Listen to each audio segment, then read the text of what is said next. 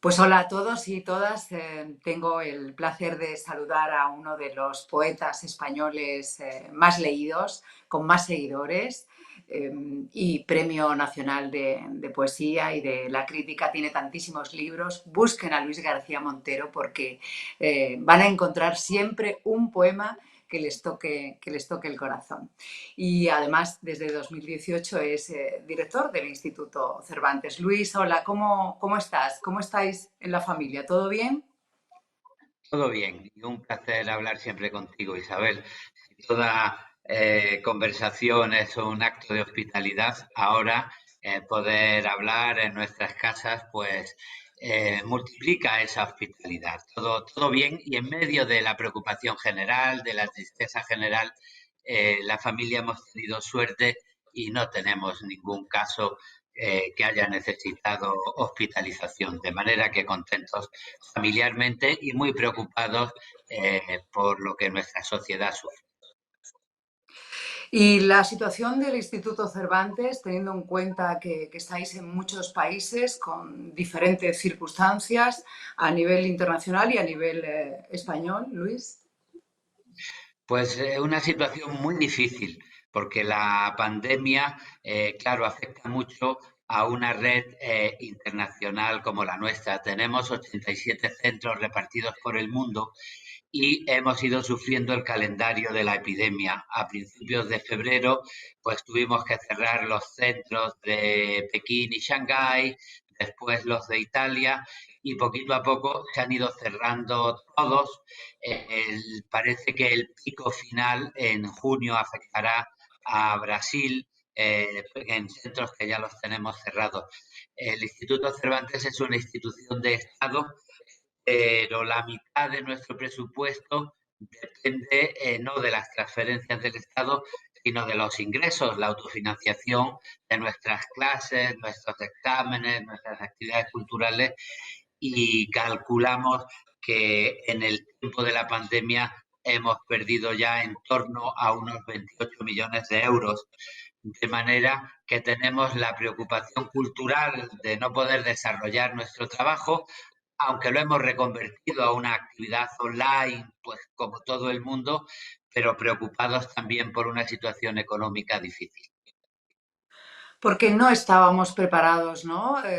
Digitalmente hablando como creíamos. Se están viendo las carencias en este tiempo nos tendremos que reconvertir todos, Luis, para la cultura en general. ¿Cómo ves ese Pues futuro inmediato? yo veo distintas perspectivas. La primera, es verdad que no estábamos preparados para volcarnos en el mundo digital y del teletrabajo. Eso que el Instituto Cervantes, por sus características de red internacional, pues sí está muy acostumbrado. Nosotros tenemos todos los días varias videoconferencias, varias reuniones desde hace mucho tiempo, pero aún así una situación como esta pues nos pone en la tesitura de ver las carencias. Por ejemplo, nuestros trabajadores en Milán pues tienen que estar desde casa, y surge un problema de seguridad si utilizan sus ordenadores personales y no los ordenadores que tienen en sus despachos en el instituto. Esto, que es un detalle, pues significa la dificultad de esta situación. Pero aparte de eso, yo tengo otra perspectiva, y es que no creo que el teletrabajo sea la solución. Enseñar un idioma es algo más que enseñar un vocabulario, y hace falta el contacto humano. Y eso de no poder verse, mirarse, tocarse, compartir experiencias de carne y hueso, pues es también un problema. Y ese recuerdo de la fragilidad y de las dificultades que nos han sorprendido es lo que más me preocupa de esta situación. A ver cómo recuperamos esa comunidad de carne y hueso que tiene tanto que ver con la cultura española, porque la verdad es que no somos islandeses, para bien y para mal. nuestra cultura necesita otros códigos. Eh, claro, el teatro, Luis, los espectáculos en directo, ¿cuántos artistas, cuánta gente Sí, depende es, de poder eh, tener una comunicación sí, con los y, otros? Realmente y, y, cuesta y imaginar, ¿no? y fíjate, perdón Isabel, fíjate que a la hora de imaginar, la gente normal, pues pensamos en el teatro y pensamos en las grandes figuras, en los actores, las actrices Ya. conocidas, y esa gente con una carrera muy consolidada, pues puede resistir. Pero si nos ponemos a imaginar los taquilleros, los sastres, el personal de sala, los actores que están empezando, las actrices que están empezando, lo mismo los músicos que están empezando, pues es una situación muy, muy difícil.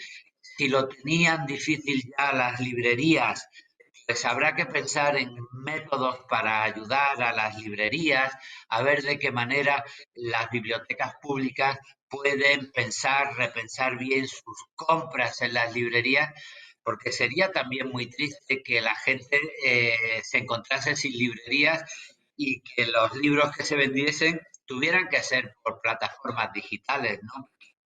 La situación afecta en general a la cultura, afecta a grandes nombres conocidos, pero sobre todo a la estructura general. Y creo que lo sólido que tenemos, que son las estructuras del Estado, las instituciones del Estado, son las que ahora tienen que comprometerse en mantener el tejido social de la cultura. Y eres optimista porque el mundo de la cultura está revelado eh, ante declaraciones del ministro de Cultura. ¿Tú cómo lo has vivido? ¿Cómo lo analizas? La gente en tiempos de emergencia como esta, en la que tanta gente tiene que dedicarse sobre todo a sobrevivir con dificultades para llegar al final de mes, etcétera, etcétera. ¿Crees que interpretan que la cultura es un lujo, que la cultura es un bien común, pero no necesario en situaciones de emergencia? Yo, claro, estoy convencido de que la cultura es un bien esencial. Es un bien esencial porque la cultura tenemos el peligro de identificarlo con entretenimiento barato, con una horita de diversión, y la palabra cultura tiene que ver con la educación, con la formación de nuestro pensamiento, de nuestra conciencia. Y en ese sentido, por ejemplo, ahora se está discutiendo mucho en el mundo del periodismo sobre los bulos, a saber distinguir entre bulos, mentiras, manipulaciones e información real.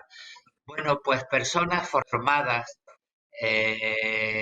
son menos manipulables que las personas no formadas. A mí me gusta siempre recordar un consejo de don Antonio Machado cuando se vestía de profesor con su personaje Juan de Mairena, que les dijo a los alumnos: tened muy en cuenta que la verdadera libertad no está en poder decir lo que pensamos, hace falta también poder pensar lo que decimos.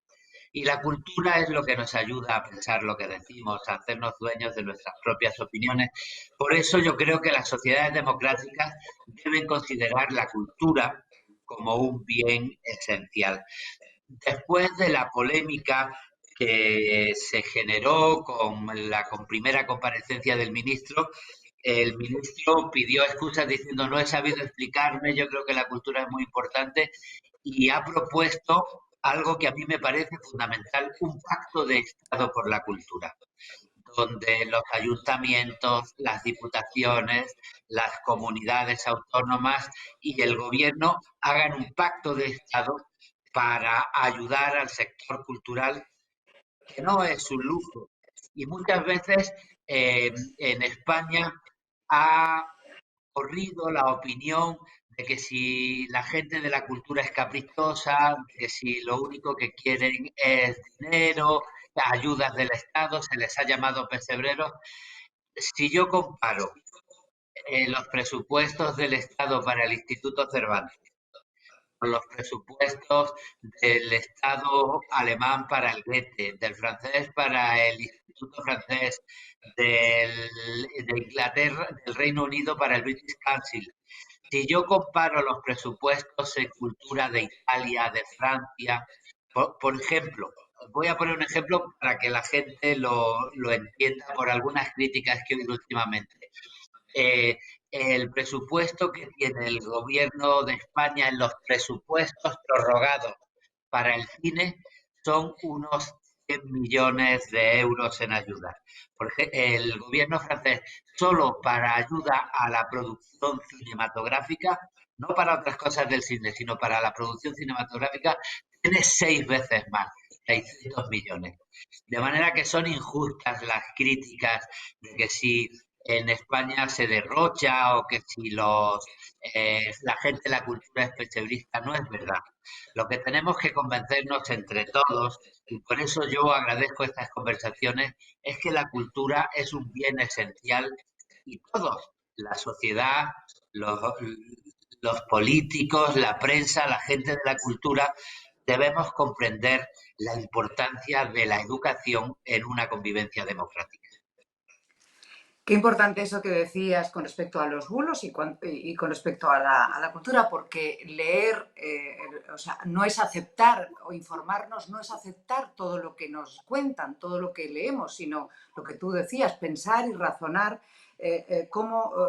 lo que recibimos. Me gustaría saber tu opinión, Luis, sobre la gestión de los medios de comunicación en este tiempo, del relato que se ha hecho, de cómo se ha hecho.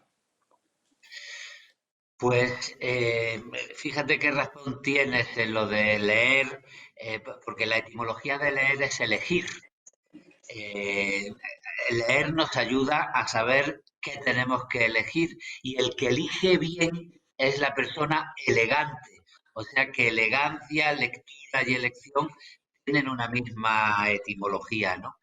Y en este momento, más que nunca, porque existen poderosísimos medios de creación de opiniones, a veces bien intencionadas, otras veces mal intencionadas, pues elegir es fundamental. Para ser honestos, hay que partir de que una democracia es inviable sin una buena información. Por tanto, la prensa tiene un valor democrático decisivo. No existe democracia sin una prensa democrática. Por esto, a mí siempre, en medio de todas las polémicas, me gusta señalar, no se puede coartar la libertad de expresión.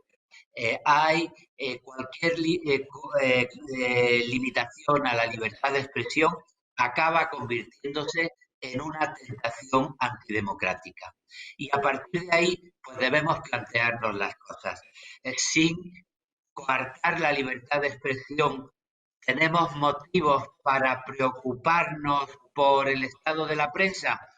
Pues yo creo que sí, porque existen muchos medios que han surgido nuevos, que son medios no llevados profesionalmente y que solo sirven para manipular en las redes y para confundir información con comunicación. Y un periodista informa, mientras que hay muchos comunicadores que lo que comunican son bulos.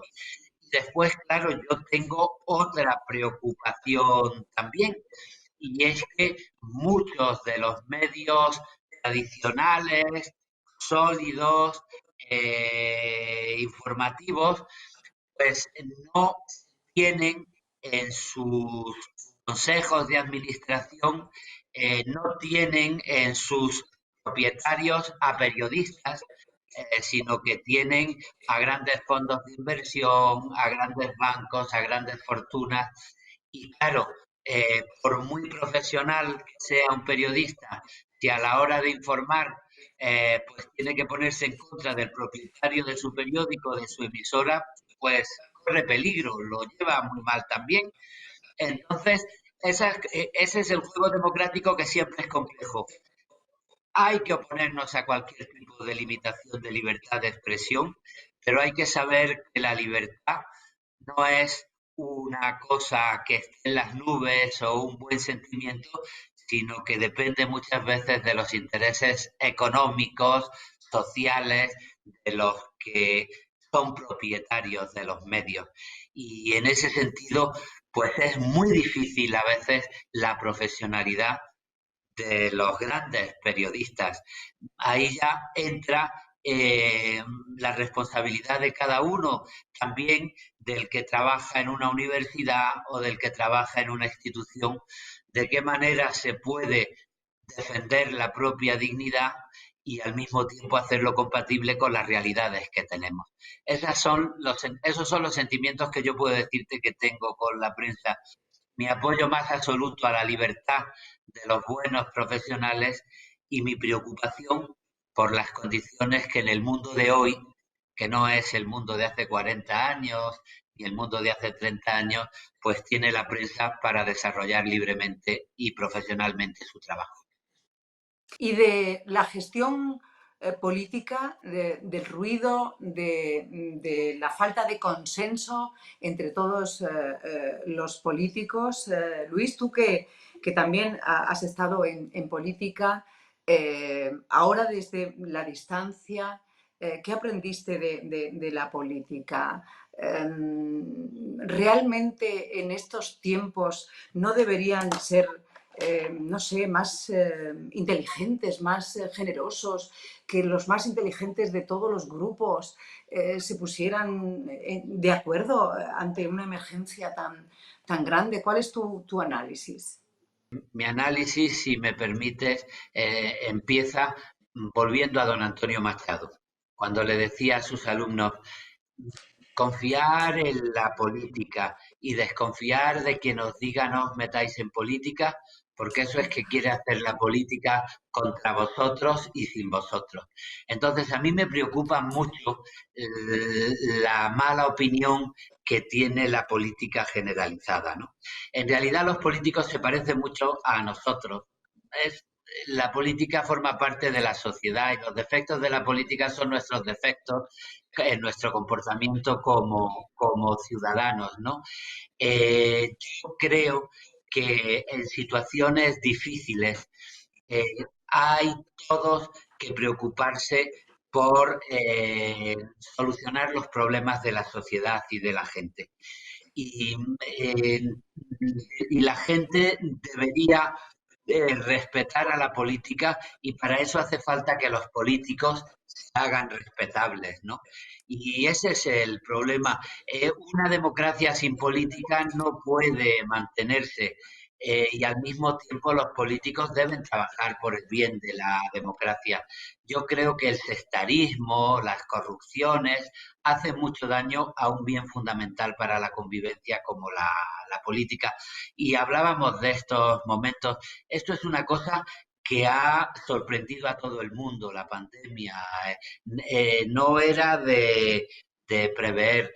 Entonces, me parece que una humildad democrática es fundamental. Y al decir humildad democrática, ¿qué quiero decir?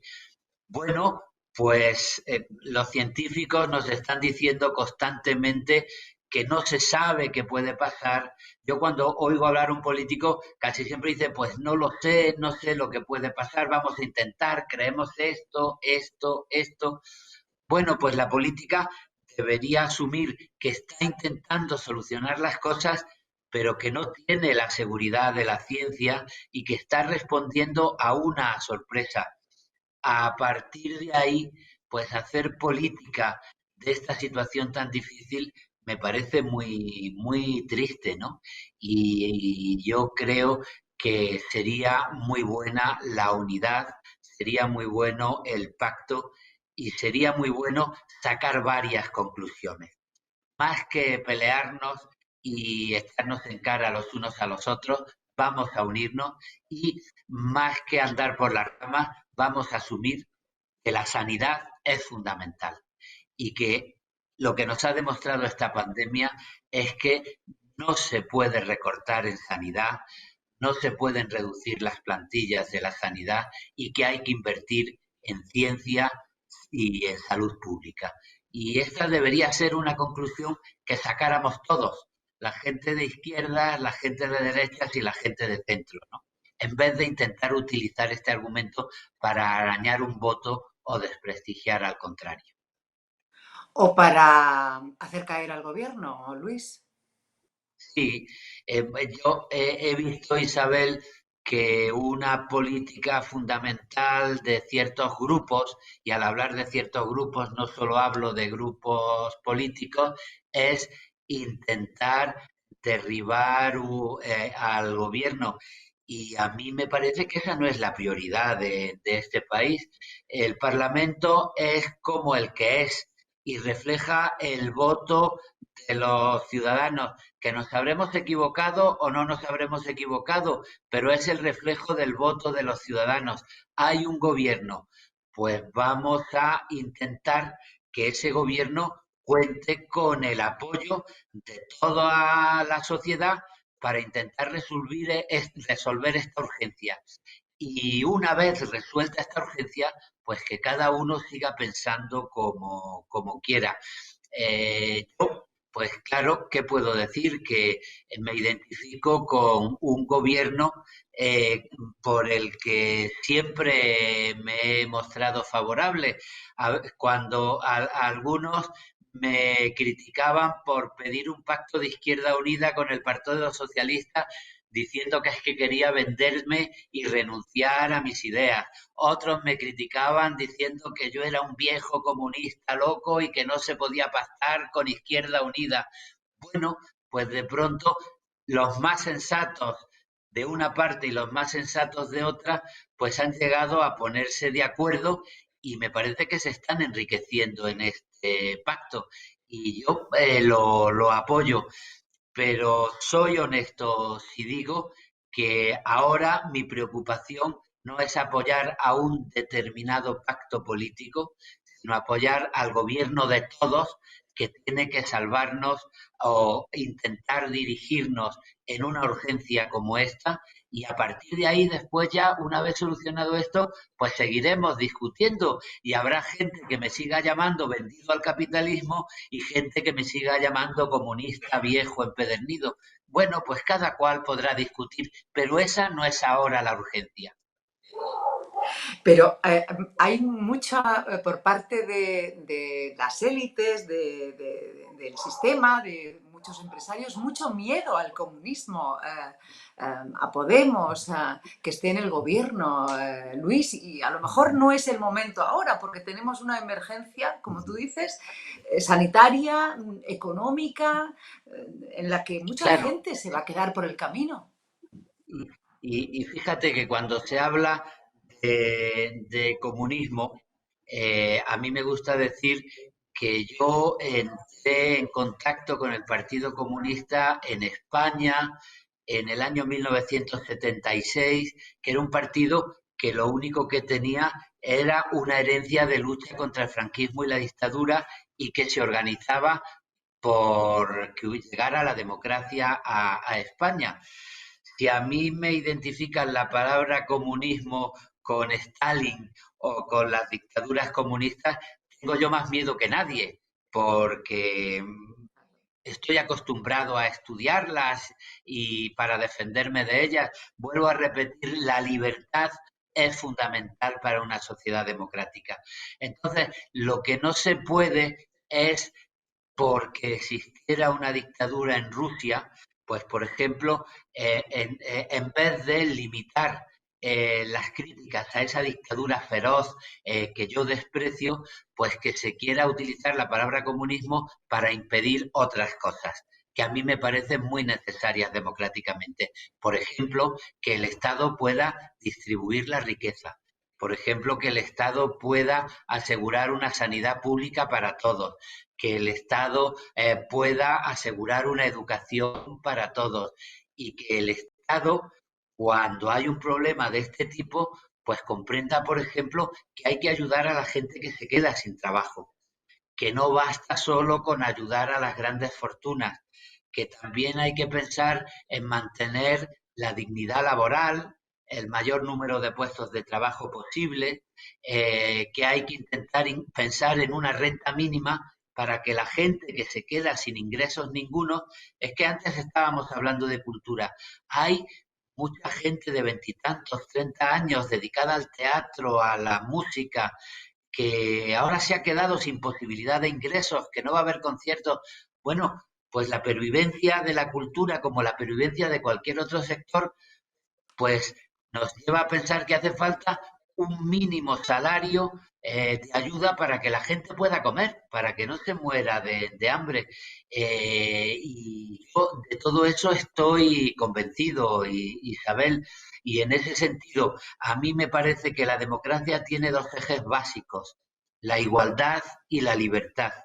Y lo mismo que yo he aprendido a despreciar a todos los que en nombre de la igualdad sacrificaron la libertad, pues me gustaría ahora que los que van de muy liberales supiesen identificar la libertad con la igualdad y no pensase que no se debe ayudar a la gente más desfavorecida en nombre de qué, de las manos libres de las grandes fortunas.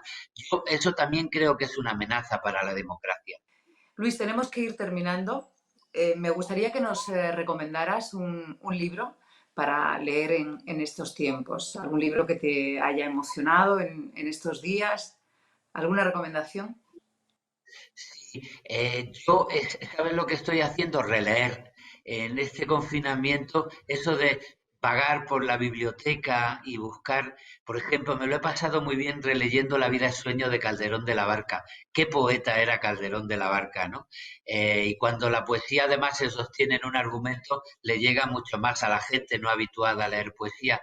Y estoy releyendo también a Galdós. Como recordamos el centenario de la muerte de Galdós, ahora estoy terminando Fortunata y Jacinta, esa gran obra maestra de la literatura española que nos ayuda a pensar en la condición humana y en nuestra sociedad. Yo invito a releer La vida es sueño de Calderón o Fortunata y Jacinta de Galdós. Qué maravilla. Bueno, está muy bien eso de releer. Decía un hombre del que tú también has hablado, de Cernuda, para vivir es necesario atarearse tanto. Si el hombre fuera capaz de estarse quieto en su habitación por un cuarto de hora, pero no, tiene que hacer esto y aquello y lo otro y lo demás allá. Entre tanto, ¿quién se toma el trabajo de vivir? De vivir por vivir, de vivir por el gusto de estar vivo y nada más. Podríamos terminar Pues, con un poema tuyo, Luis García Montero.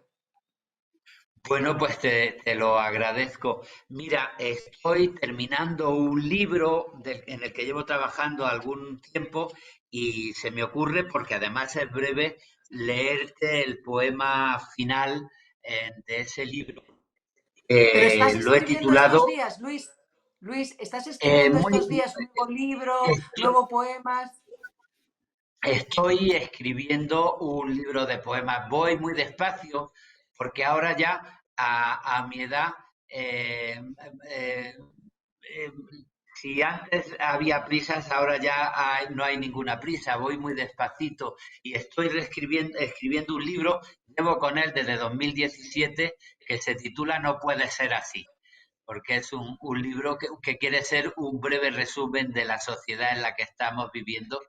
Y claro, cuando uno critica tiene que empezar por uno mismo, por la autocrítica. Y el no puede ser así, me lo digo yo a mí mirándome al espejo y lo digo también mirando a la sociedad, ¿no? Y el último poema que he escrito se titula La libertad de los condicionales. Te lo voy Te a leer. escuchamos. Si alguna vez el miedo inevitable te cerrara los ojos, procura cultivar en tu conciencia algo digno de verse. Si alguna vez la noche te persigue a lo largo del día, piensa que cada sombra es un comienzo y amanecer tan solo una costumbre. Si aprendes a vivir en las palabras, llamarás a la puerta lo que ha sido tuyo en el silencio, un todavía, un no, el humo blanco. Si la desesperanza es lluvia y es ciudad, prefiero caminar a ser ventana. Bajo un paraguas busco la libertad de los condicionales. Eso es lo último que he escrito, Isabel, la libertad de los condicionales. Eh, pues esperando ya ese libro. Gracias por regalarnos ese trocito de tu nuevo libro, Luis.